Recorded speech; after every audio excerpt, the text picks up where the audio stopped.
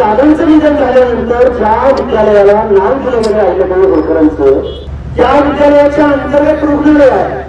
आता काही मंडळी जावं शोध लावलं. त्यामध्ये बारामतीमध्ये अनेक राजकीय पक्षातले अनेक नेत्यांनी सांगितलं की आम्ही विद्यालयाचं नाव बदलत नाही, रुग्णालयाला नाव देतोय. आता माझी मीडियाला विनंती आहे की रुग्णालयाला नाव आता कुणाचं आहे ते एकदा तुम्ही आज जाऊन बघा आणि ते महाराष्ट्राला दाखवा.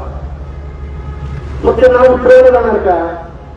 त्या रुग्णालयावरती हे विद्यालयाचं बोलत नाही, ज्या रुग्णालयावरती ही आता अहिल्यादेवी होळकरांचंच नाव आहे, मग हे नाव उतरवून स्वर्गीय अजितदादा पवारांचं नाव तुम्हाला कुठं द्यायचंय का? वेळेला जे वैद्यकीय महाविद्यालय आहे तिथं दादांचं नाव दिलं गेलेलं आहे. तिथं आम्ही विरोध करायला गेलो का? नाही गेलो.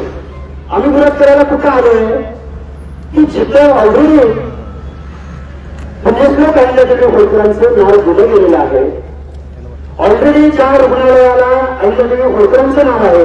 आता काल परवा पोस्ट आम्हाला ऐकायला मिळालं, एका स्थानिक लोकांनी सांगितलं की ते गंभीर प्रकरण आहे, तुम्ही लक्षात घ्या बांधवांनो.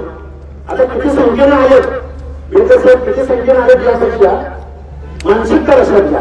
2-3 दिवसापूर्वी या वैद्यकीय महाविद्यालयावरचा जो नियम आहे हा ऑफ करण्यात आला होता, त्याची लाईट बंद करून ठेवण्यात आली.